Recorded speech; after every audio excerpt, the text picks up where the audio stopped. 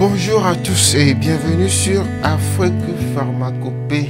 J'ai reçu une commande concernant la fabrication d'un remède pour traiter les bouffées de chaleur, ce qu'on appelle communément chez nous le ventre chaud ou le corps chaud.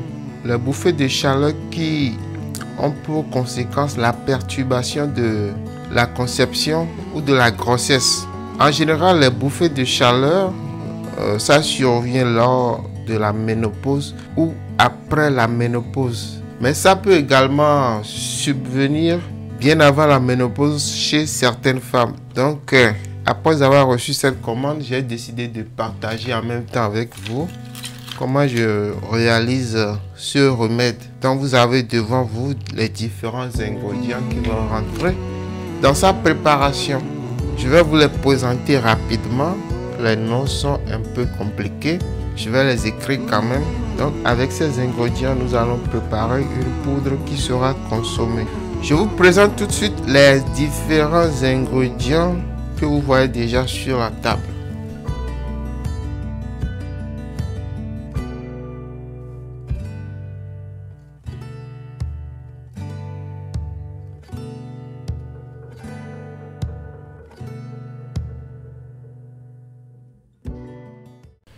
Je vais commencer par la sèche. Voici la sèche, on appelle ça communément chez nous, on appelle ça la langue de mer. Mais le nom en français, c'est la sèche. Donc pour cette recette, nous aurons besoin d'une douzaine de sèches.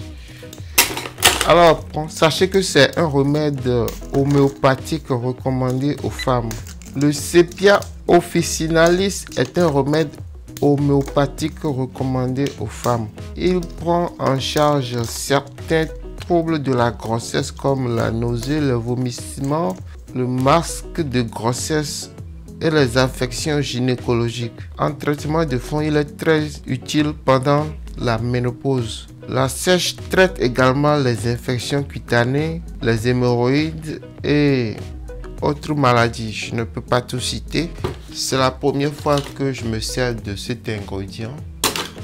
Donc, je découvre aussi avec vous quelques-unes de ses propriétés. Après la sèche, vous avez ici les fruits 4 côtés. Très utile, hein? Ça, vous verrez ça dans beaucoup de remèdes liés à la fertilité chez la femme. Les remèdes liés à la conception, aux grossesses. Voilà, vous verrez énormément le fruit 4 côtés. On a besoin de ça. Vous avez ici les graines de paradis. Vous connaissez déjà ça. On en aura besoin. Donc voilà, après les graines de paradis, quel autre ingrédient je peux encore présenter? Voici les racines de... en Yoruba, on appelle ça le shagere. Mais je vous mettrai dans la vidéo le nom scientifique de cette plante dont vous avez ici la racine. C'est à écraser. On aura besoin d'une dizaine de ces bulbes. En Yoruba, on appelle ça, dans notre langue, on appelle ça le baka. Je mettrai dans la vidéo le nom scientifique. Comme ça, vous pourrez faire des recherches pour en savoir davantage. Il faut aussi la potasse dure, un ingrédient que j'ai énormément utilisé dans beaucoup de recettes liées à la santé. On aura besoin de cette tubercule. Dans notre langue, on appelle ça ikpaku. Donc voilà, cette unité, ça fera l'affaire. Je vous mettrai le nom scientifique dans la vidéo. Je crois que j'ai oublié un ingrédient. Je vais prendre ça. Voilà un ingrédient que j'ai oublié. Je suis revenu avec ça. C'est le poivre noir. Vous connaissez déjà le poivre noir. On aura besoin d'une poignée. Donc voilà, le dernier ingrédient est ajouté. Ce qu'il faut faire maintenant, c'est de couper tout ceci en petits morceaux et après on l'écrase au moulin. Une fois que les ingrédients sont écrasés en poudre, ça ressemble en général à quelque chose comme ceci. Et c'est ça on consomme. Ce que je vais faire, c'est d'écraser, de vous présenter la poudre. Une fois que la poudre est prête, je vous donne le mode d'emploi.